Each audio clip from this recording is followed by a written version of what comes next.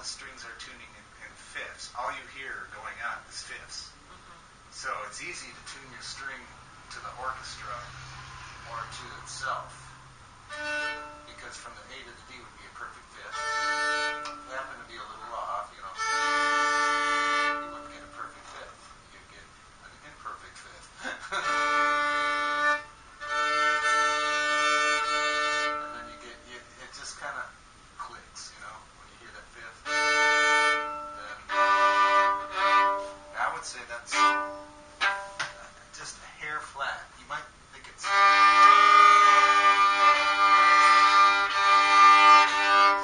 So you go above the note, a little below the note, and then you find...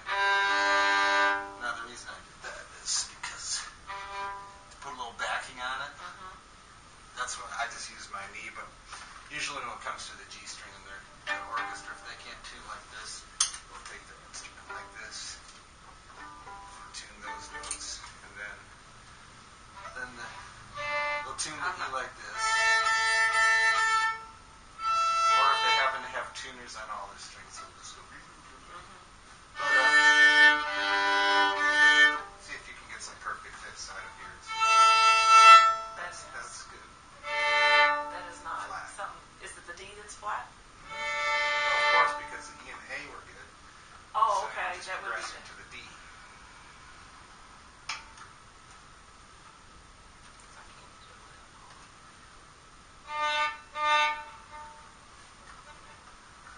Here's how I wrap my... So you're like this.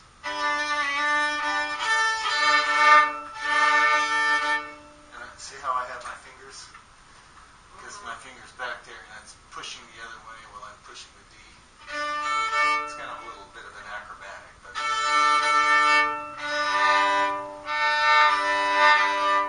I can't make it turn. Yeah, well then sometimes you just need to start I can't plucking. make it turn that Just way. start plucking like that. Pluck and turn, pluck and turn. Both notes, always both notes.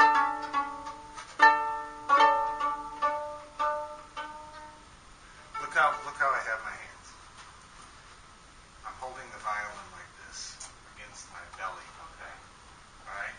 Other hand is up here with some fingers on the other side. Oh, you're... See? Okay.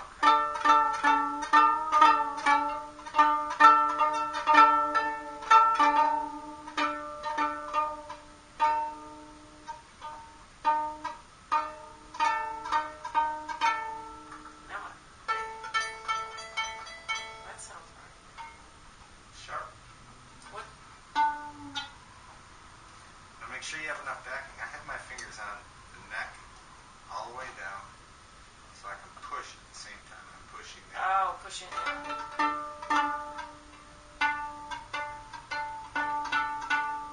Notice a little more, a little sharper. Hair more. There it is.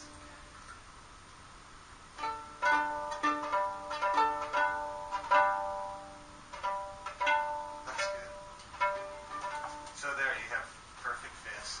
And then there's some little tricks that I use, like on the D and the A, since you have all the string behind the in the scroll. If it's just a hair off, you push on that and it puts tension on the back side of the nut.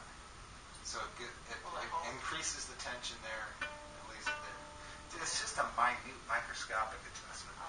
Or you can just give the string a little. And then if you have that, it's either more tension here or more tension there sometimes.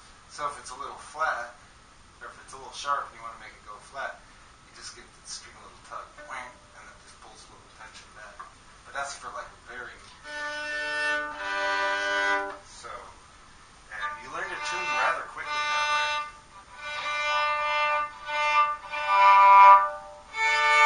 That sounds nice. The G's a G's little a little flat. Yeah. That's good.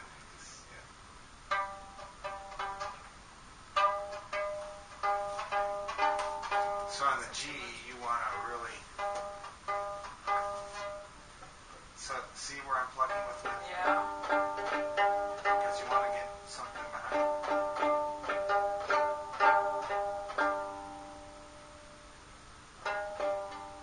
No. I'm sharp now, right? Okay, a lot of times you just wiggle. You just go back and forth until the taper peg sets in place. Then you go below the note and go up to it.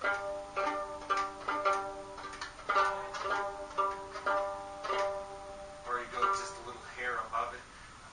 Technically, now I'll give you a little technical exercise or idea there. If you go a little above the note and then bring it back down just a little bit to it, what you're doing is you're setting that peg, because if you were looking at a microscope and you see the fibers in the peg and the fibers in the scroll, and you're turning it that way, if let's say there was a bunch of little hairs on it, they would all flap that way, which means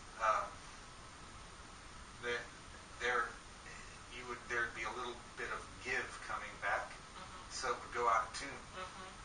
But if you just turned it back a little bit, it would put the hairs up like that, which would lock it in a little better. This is really technical stuff, but over the years you realize. I don't know if I'm the only one that, it's fine. And you're saying that's if you go sharp and then go back down. You go above the note and then just come down just a little bit and it just locks it in. If you go down, if you turn it too much, then the hairs will go that way and then it will unlock it. You learn that from years of tuning piano, anything with a peg or a pin or anything like that, and because that's how pin blocks work. That you have wood fibers coming in like that, and then you have a pin going down, and that's why you have one of the laminated pegboard, so all the fibers are coming at all different angles, as opposed to a piece of wood where the fibers are going in one direction. That way you have all those little locks in there. But I don't know if we should take up a whole lot of time talking about. I mean, it's good information and it helps you understand your instrument a little better. So that's tuning 201 there, whatever. So now we have A flat major. So there's your A. So do, re, mi, fa, sol, la, ti, do. That's your basic A major scale. So you're looking for those sounds, or you're listening for that as you're playing.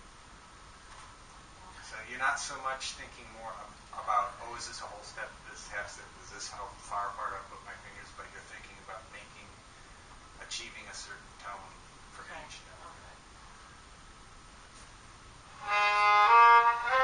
Well, a lot of slide. I don't know if That's I probably some right. You need rosin. So we find your A flat and just play a major scale off the A flat. There you go. That was right on. It Your was? first three notes were right on. Yeah. Okay.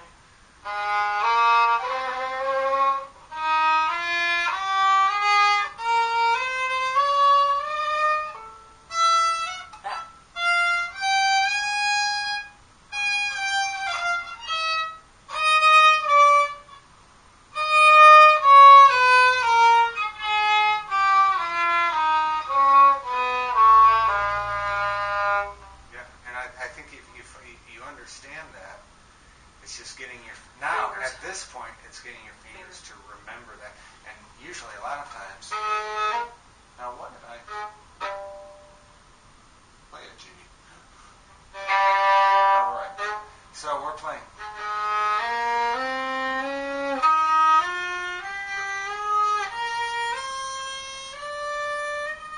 Whoops, so you notice that this one didn't follow the scale pattern. Well, you can't stop.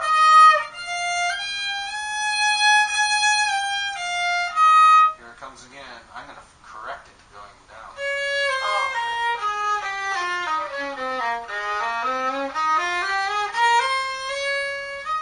Aha. So, and also, you're going to get familiar with those intervals. You know, like, yes, that is a half step. You're not thinking, oh, half step between 3 and 4 and 2 and A. You're thinking, this is a whole step. That's the relationship between those two notes. The relationship between these two notes is a whole step. The relationship between these two notes is a half step. So the difference between is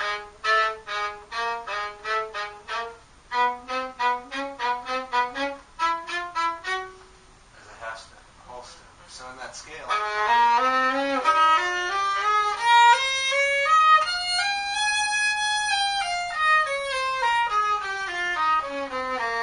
so you're just listening. Okay. Yeah, and then you have arpeggio, da da da da da da da da, and of course all those notes. This note coincides with that. I'm not going to help you play. This is stuff you do at home. Okay. That I'm just going to show you. Okay. First note of the arpeggio coincides with the first note of the A major scale. The second note of the arpeggio coincides with the third note of the A major scale. The third note coincides with the fifth note. Fifth note, yeah. Yeah, 1, 3, 1, 3, 5. 5, see, like that, and so on and so forth, going up and then going down. Now, for the second part of the arpeggio, you got first note, fourth. So you're going from 1 to 4.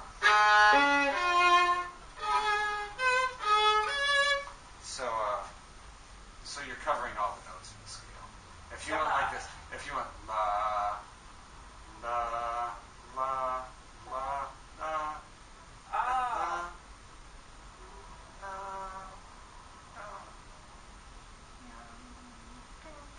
so on and so forth. You're trying to cover all the notes in the scale there in an arpeggio, just basically skipping fingers. So you. I do it most. That's where I really do it by ear on the arpeggio. Yeah, it's good because it's more musical. It's more kind of. It has, a scale is a scale, da da da da da, but this is a little more musical because the 3 notes. If you take any one of these 3 notes, it makes a chord. A chord is a sound consisting of 3 or more tones. If you have a sound with 2 tones, you would call that an interval or a double stop.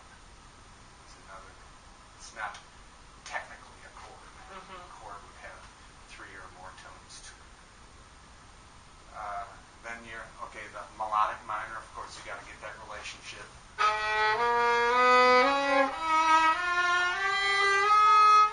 Going up and then back down. Now it's good. Here's a good idea. Do with melodic minors for a while. Da da da da da da da. Do one octave at a time. Oh. Okay. And then put them together, just so you get that relationship. Okay.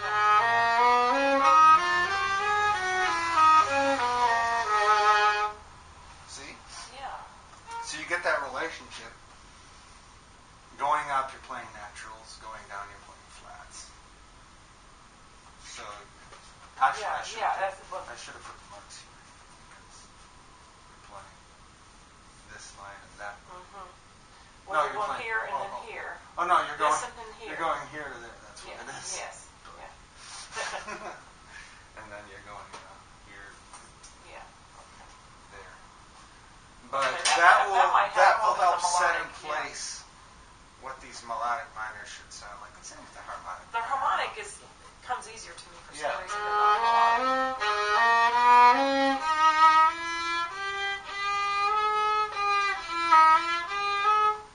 It's that huge stretch between the 5th and 6th note, right?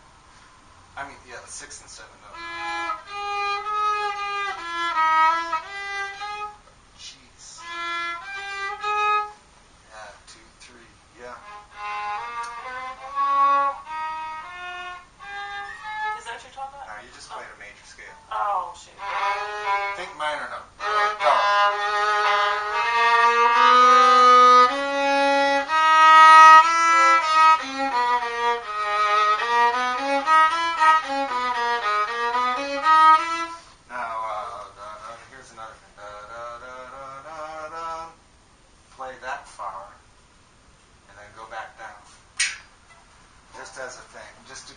minor modes set in place.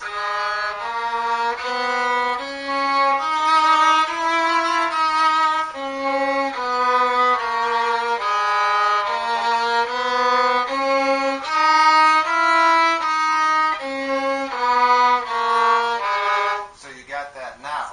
Let's finish it. I've been playing F natural instead of Oh.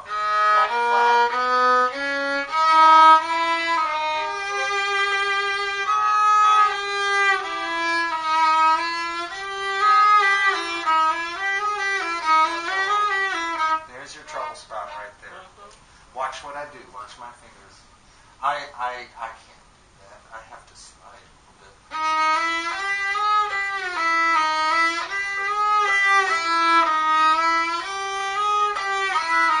To get that 1.5 steps. Yeah. And everything I'm saying here applies to the upper octave too. Okay. So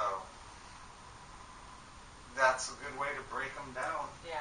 So you can work on those points where, and once you work on those points and you get good at one scale, it's going to be easy for every scale. I keep hearing you say that. I don't want that to happen. It'll happen. But I think this will help. And then breaking it down. The minor arpeggio is the same thing as the major arpeggio, just covering all the notes except you got all the flats in there. So that's. And that doesn't come as hard to me. But there again, it's because of the sound. You got to make sure you're getting the flats. Are flats.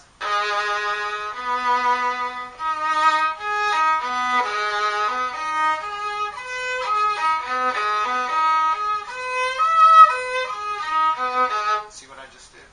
I just went up and down and added a note every time.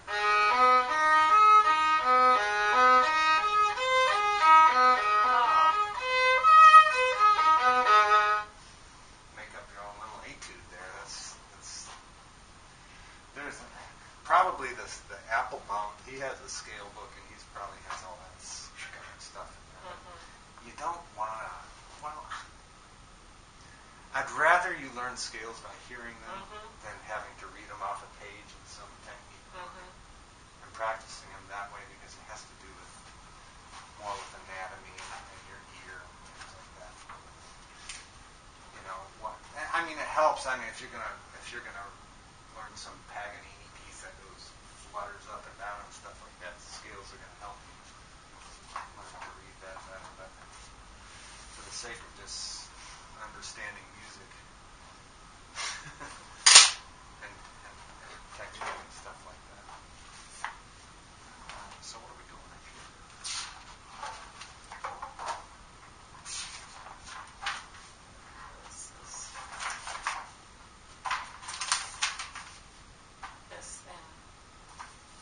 This and this. Make any discoveries there? Yeah, there was something I wanted to ask you about. I can remember now.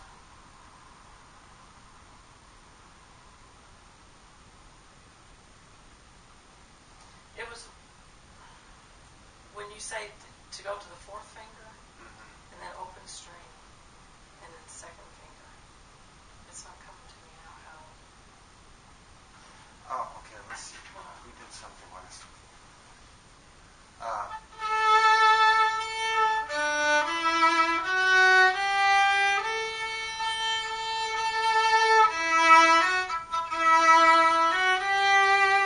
Let's see.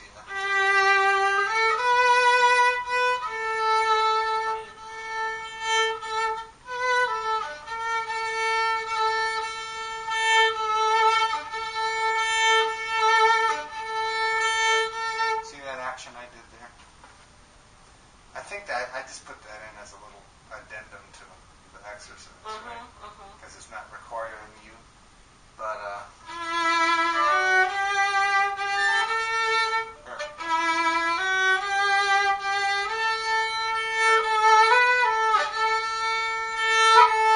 see what I did? Look at. Are you playing a viola scale or are you playing this? I'm playing It's that. not sounding. Oh, you're playing this. I'm playing this line right. Oh, okay, that's. Okay. Okay, yeah. Yeah, it's here too. Okay.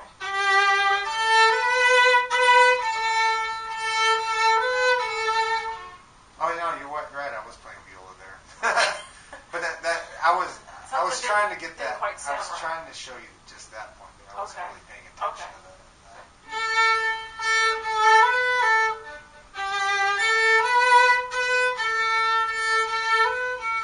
So you don't really need to do that, but as for the sake of exercise, actually that's the proper way because you're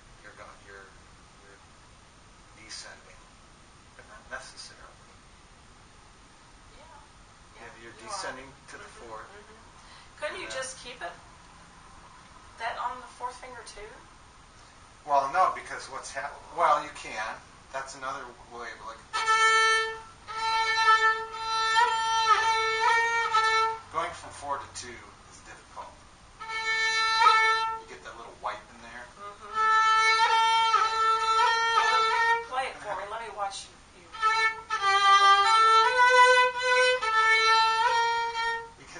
Play the open. Play the open.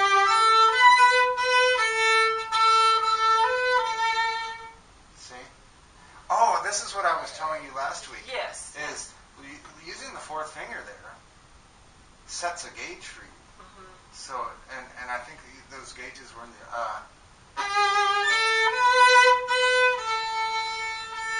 you're actually testing your A. Then you're just replacing it with the second. Which after playing that both ways, I think that's the most accurate way. Like the way you've got this written in? Yeah. Okay. It doesn't sound so great, but musically, I mean,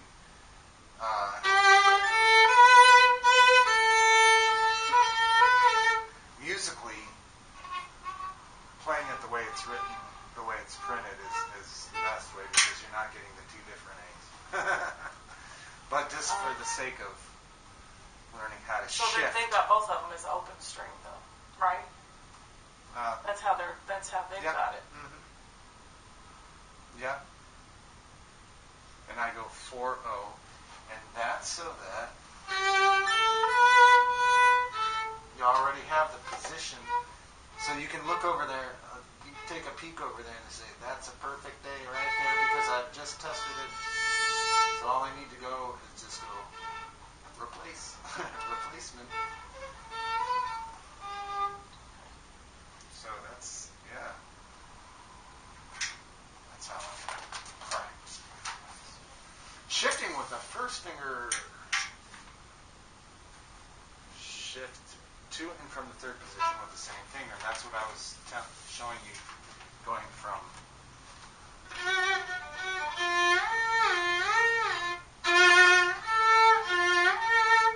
see, there has to be a distinction. The shift upwards made with the entire hand, the thumb moving with the finger and not lagging behind. And you know why? That just goes right back to lesson 1. Remember when you took your first violin lesson from me and I say, where your thumb is has everything to do with where all the notes are going to be. So this just kind of reiterates that. When you shift positions, you move that thumb with the rest of your hand. So you can't just, do any lagging with your thumb. On the downward shift, the thumb moves in advance of the finger. Let's see if it does.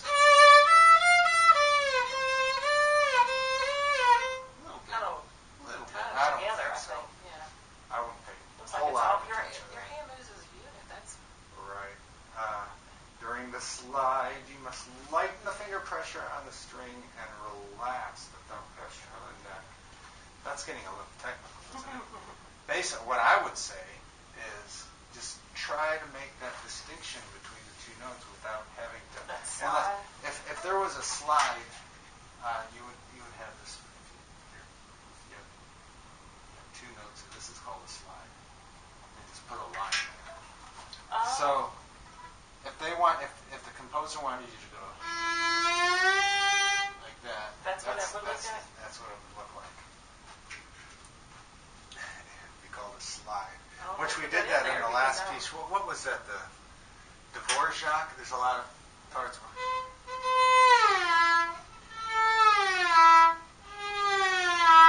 That was in the Dvorak.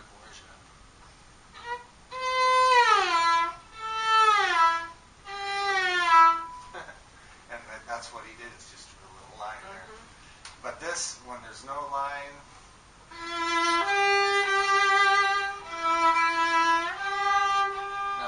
Now watch what I do. It's a little bit of, it's a movement that incorporates the thumb, your finger, your wrist, and your bow. So you're going, so what you're doing is you're letting up the thumb pressure, letting up the finger pressure, letting up the bow. You're slowing the bow down to almost a stop, but not noticeably.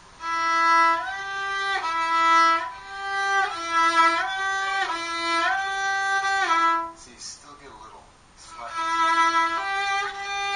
That's why it's better to go from 3 to 1, because your finger's already up in the air and you just go drop, replace. You can't really jump without.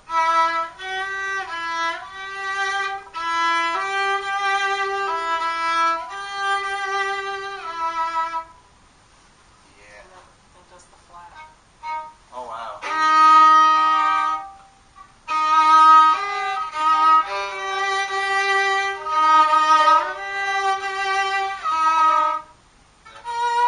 And then they cover all the string. Yeah. Uh, I did work on it some. Let's see, there's a little exercise I used to.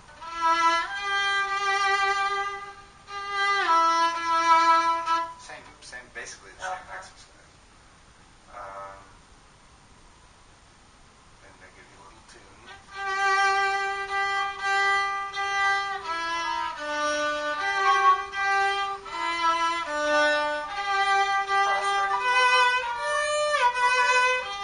You almost have a. This isn't literal, but you almost have a little tone there. You know. Oh. Just to like a slight hesitation. Well, while you're moving things, but you're just.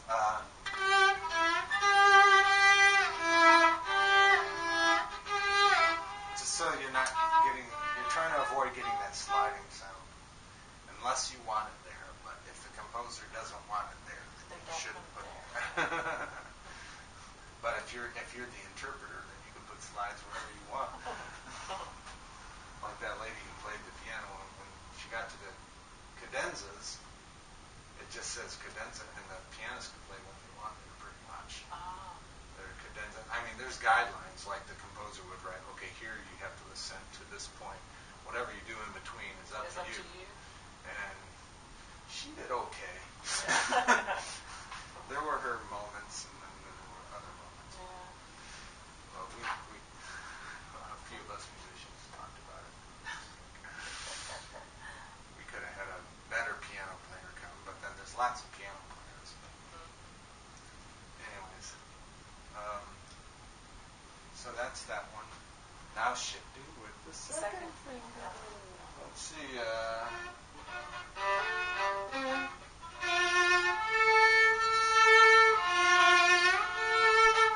Same concept. Just kind of do that little jump and slow down with the bow and your wrist and thumb and all that thing, and everything has to be synergistically moving to. It's just basically repetition, isn't it? Mm-hmm. With these. Yeah, and so they're just doing the first and second. Here's shifting with the third finger. Same thing. Let's see. So, and this way, you're going 3-1.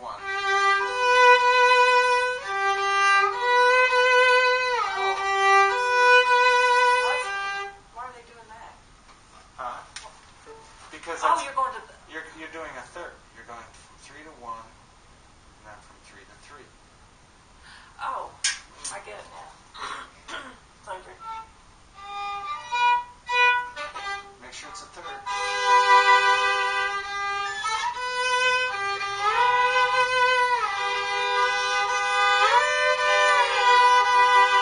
So if you're playing a nice third, this is a good because you do that a lot in violin playing. You play thirds.